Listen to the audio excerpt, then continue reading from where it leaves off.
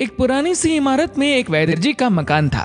वे परिवार सहित उस इमारत के पिछले हिस्से में रहते थे और अगले हिस्से में दवाखाना खोल रखा था। उनकी पत्नी की आदत थी कि दवाखाना खोलने से पहले वह वैद्य जी को उस दिन के घरेलू आवश्यक सामान की सूची एक चिट्ठी में लिखकर दे देती थी। वैद्य जी गद्दी पर बैठकर पहले भगवान का नाम लेते, फिर वह चिट्ठी खोलते। पत्नी ने जो चीजें लिखी होती उनके भाव देखते, फिर उनका हिसाब करते, फिर परमात्मा से प्रार्थना करते कि हे भगवान, मैं केवल तेरे ही आदेश के अनुसार तेरी भक्ति छोड़कर यहाँ दुनियादारी के चक्कर में आकर बैठा हूँ। वैद्य जी कभी अपने मुंह से किसी रोगी से फीस नहीं मांगते थे। कोई देता था, कोई नहीं देता था, किंतु एक बात निश्चित थी कि जो ही उस दिन के आवश्यक सामान खरीदने योग्य पैसे पूरे हो जाते थे, उसके बाद वह किसी से भी दवा के पैसे नहीं लेते थे, चाहे रोगी कितना ही धनवान क्यों न हो। एक दिन जब वैद्य जी ने दवाखाना खोला, गद्दी पर बैठकर परमात्मा का स्मरण करके पैसे का हिसाब लगाने के लिए आवश्यक सामान वाली चिट्ठी खोली, तो वह चिट्ठी को एक टक देखते ही रह गए। एक बार तो उनका मन भटक गया। उन्हें अपने आंखों के सामने तारे चमकते हुए नजर आए, किंतु शीघ्र ही उन्होंने अपनी तंत्रिकाओं पर नियंत्रण पा लिया। वे चिट्ठी में कुछ यूं देखते हैं कि आटे, दाल, चावल आदि के बाद पत्नी ने लिखा था कि बेटे का विवाह 20 तारीख को है, उसके दहेज का सामान। कुछ देर तो वैद्य जी सोचते रहे, फिर बाकी चीजों की कीमत लिखने के बाद दहेज के सामने लिखा, ये काम परमात्मा का है, परमात्मा जाने। एक दो रोगी जो आए हुए थे, उन्हें वैद्य जी ने देखकर दवाई देना शुरू कर दिया। इसी दौरान एक बड़ी सी कार उनके दवाखाने के सामने आकर रुकी। वैद्य जी ने कोई खास तवज्जो नहीं दी, क्योंकि कई कारों वाले उनके पास आते रहते थे। जब पूर्व उपस्थित मरीज दवाई लेकर चले गए, तो वह सूटेड बूटेड साहब कार से बाहर निकले और नमस्ते करके बेंच पर बैठ गए। वैद्य जी ने कहा कि अगर आपको अपने लिए दवा लेनी है तो इधर स्टूल पर आए, ताकि आपकी नाड़ी देख लूं, और अगर किसी रोगी के लिए दवाई लेकर जानी है तो बीमारी की स्थिति का वर्णन करें। वह साहब कहने लगे, वैद्य जी, आपने मुझे पहचाना नहीं। मेरा नाम कृष्णलाल है, लेकिन आप मुझे पहचान भी कैसे सकते हैं, क्योंकि मैं 15-16 साल बाद आपके दवाखाने पर आया हूँ।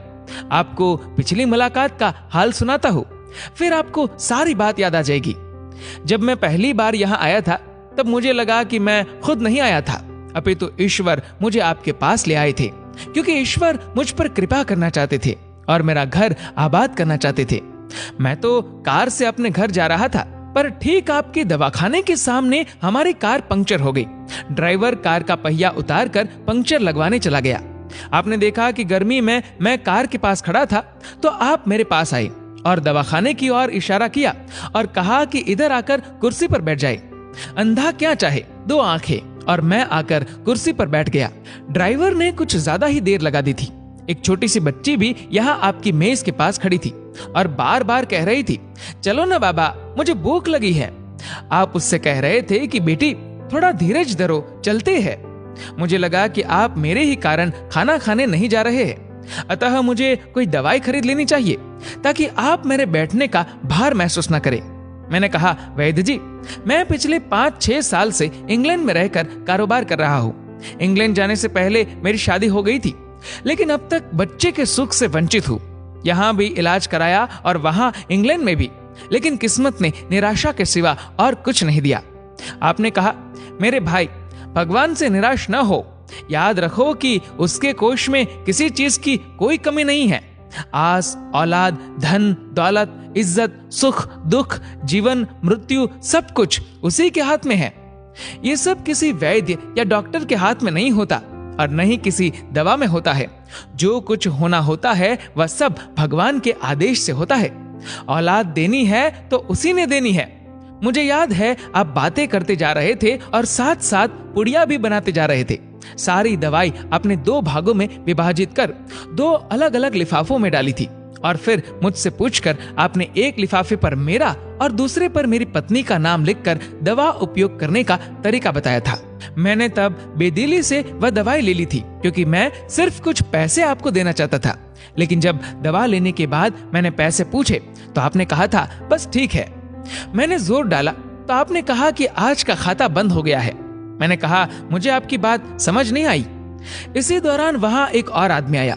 उसने हमारी चर्चा सुनकर मुझे बताया कि खाता बंद होने का मतलब ये है कि आज के घरेलू खर्च के लिए जितनी राशि वैद्य जी ने भगवान से मांगी थी वह ईश्वर ने उन्हें दे दी है। अधिक पैसे वे नहीं ले सकते। मैं कुछ हैरान हुआ और हृदय में कुछ लज्जित भी कि मेरे विचार कितने निम्न थे और ये सरल चित्त वैद्य कितना महान है। खैर, मैंने जब घर जाकर पत्नी को औषधि दिखाई और सारी बात बताई तो उसके मुंह से निकला, वो इंसान नहीं कोई देवता है और उसकी दी हुई दवा ही हमारे मन की मुराद पूरी करने का कारण बनेगी। और वही हुआ। आज मेरे घर में 2 फूल खिले हुए हैं। हम दोनों पति पत्नी हर समय आपके लिए प्रार्थना करते रहते हैं। इतने साल तक कारोबार ने फुर्सत ही न दी कि स्वयं आकर आपसे धन्यवाद के 2 शब्द ही कह जाता। इतने बरसों बाद आज भारत आया हूं तो कार केवल यहीं रोकी है। वैद्य जी, हमारा सारा परिवार इंग्लैंड में सेटल हो चुका है। केवल मेरी एक विधवा बहन अपनी बेटी के साथ भारत में रहती है। हमारी भांजी की शादी इस महीने की 21 तारीख को होनी है। न जाने क्यों जब मैं अपनी भांजी के भात के लिए कोई सामान खरीदता था तो मेरी आंखों के सामने आपकी वह छोटी सी बेटी भी आ जाती थी और हर सामान मैं दोहरा खरीद लेता था। मैं आपके विचारों को जानता था कि संभवतः आप वह सामान न ले, किंतु मुझे लगता था कि मेरी अपनी सगी भांजी के साथ जो चेहरा मुझे बार बार दिख रहा है वह भी मेरी भांजी ही है। मुझे लगता था कि ईश्वर ने इस भांजी के विवाह में भी मुझे भात भरने की जिम्मेदारी दी है। वैद्य जी की आंखें आश्चर्य से खुली की खुली रह गई और बहुत धीमी आवाज में बोले, कृष्णलाल जी, आप जो कुछ कह रहे हैं मुझे समझ नहीं आ रहा कि ईश्वर की ये क्या माया है। आप मेरी श्रीमती के हाथ की लिखी हुई ये चिट्ठी देखिए। और वैद्य जी ने चिट्ठी खोलकर कृष्णलाल जी को पकड़ा दी। वहां उपस्थित सभी ये देखकर हैरान रह गए कि दहेज के सामान के सामने लिखा हुआ था कि ये काम परमात्मा का है, परमात्मा जाने। कांपती सी आवाज में वैद्य जी बोले, कृष्णलाल जी, विश्वास कीजिए कि आज तक कभी ऐसा नहीं हुआ कि पत्नी ने चिट्ठी पर आवश्यकता लिखी हो और भगवान ने उसी दिन उसकी व्यवस्था न कर दी हो। आपकी बातें सुनकर तो लगता है कि भगवान को पता होता है कि किस दिन मेरी श्रीमती क्या लिखने वाली है, अन्यथा आपसे इतने दिन पहले ही सामान खरीदवाना आरंभ न करवा दिया होता परमात्मा ने। वाह भगवान वाह, तू महान है, तू दयावान है। मैं हैरान हूं कि वह कैसे अपने रंग दिखाता है। वैद्य जी ने आगे कहा, जब से होश संभाला है एक ही पाठ पढ़ा है कि सुबह परमात्मा का आभार करो, शाम को अच्छा दिन गुजरने का आभार करो, खाते समय उसका आभार करो, सोते समय उसका आभार करो कि शुक्र है मेरे मालिक, तेरा लाख लाख शुक्र है। दोस्तों, जो लोग अपने जीवन रथ की डोर परमात्मा के हाथों में सौंप दिया करते हैं, परमात्मा उनके लिए क्या क्या नहीं किया करते। आवश्यकता है बस एक सच्चे हृदय से समर्पण की।